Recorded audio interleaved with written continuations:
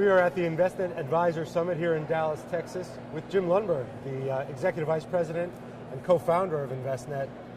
You got to be pretty happy. You're so big you had to move to Texas to host your annual event. Are you surprised at how big this has become? Yeah, I really am, and it's full circle. Our very first summit was in San Antonio, Texas at a conference, and we had a small booth and we were kind of pulling people in. This will give you a sense of the timing with Palm Pilots. We were going to give away a Palm Pilot, and that's how we attracted people. And we were thrilled to be able to talk to 25 or 30 people. And now we're back in Texas because we've outgrown Chicago. And to see all of the people and the energy here, it's really gratifying. Well, full circle indeed, because the hotel we're in has a life-size replica of the Alamo right. That's in San Antonio, Texas. So, right. You've been with Envestnet since the start. From the very beginning. Right, this platform has become very big. But the interests have also been evolving over the years as the investing landscape changes, focusing a lot on impact investing here at this conference and on a collaboration we're doing with you. What is it taking how has that evolved, the interest in impact investing?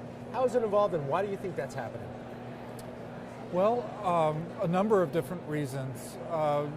It's really being driven by consumers, the people that are investing their money. And the genesis of it really has been in institutional applications, foundations and endowments that had the wherewithal to apply these types of investment strategies to align mission and the management of their portfolios. Increasingly now, there's an opportunity for individuals to match their portfolios with their passions as well. So the demand is really being driven by individual investors that want alignment in what they're doing, particularly women and millennials in terms of the demographics. So we're in a position where we're trying to help advisors along in this journey and help them to be in a position where they're confident and competent to engage with their clients to implement impact investing where it's appropriate. So you do a lot of that through straight education and a lot of it through technology and your partnership with Sustainalytics and others. That's right. Veris. But you're dealing with tens of thousands of advisors, all who have different levels of understanding and education about all forms of investing. What are the particular challenges as it relates to impact investing and ESR as it relates to educating them? Well, I think breaking some basic fallacies around impact investing, one of which has been investment performance. And I think heretofore advisors or the general public has thought of impact investing as being concessionary, that to invest in a way that has positive effects on the environment and social and governance issues requires a give up in return. And that just isn't the case. And helping advisors understand that it's not concessionary, that there is actually a performance thesis around impact investing that may add return over a long period of time to portfolios. And then helping them to take steps to begin to implement it into portfolios. So a really simple way is an advisor can implement overlay. So they may know in talking with their clients that there's been some life event, a death from cancer of a family member, and a desire not to have tobacco in a portfolio, and very easily apply an overlay to portfolios that eliminate tobacco. It's one small step, and what we're trying to do is to help educate advisors, help them understand the realities of impact investing, and then take small steps to implement this into their practice where appropriate. Heard your chairman earlier, and others have mentioned this a lot, this notion of the holistic approach to investing and thinking about the client holistically as well. Right? It's not just about returns or beating the benchmark or being in this sector because my family has been investing in this sector for years. Talk to me about the educational aspect of the holistic approach to investing and educating advisors. Well, I think that it's just, at its core, it's helping advisors provide essential advice. And the opportunity to engage with clients around their personal passions and the alignments that they want in their life gives an advisor the opportunity to have a deeper relationship with their client. It'll be more meaningful, and it will be more sustainable.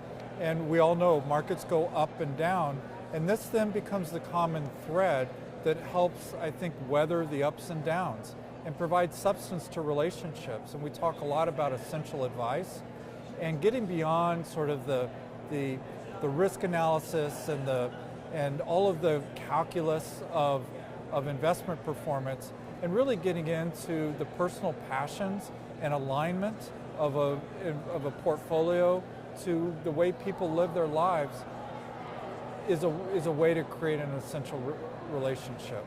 So you've been on the portfolio management side. You've been with Envestnet a number of years now too.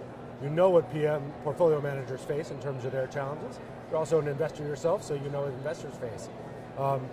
As we look now at the challenges facing financial advisors, lots of new technology, robo-advisors, et cetera, how important is it for that human interface with technology to come together to make that relationship more valuable?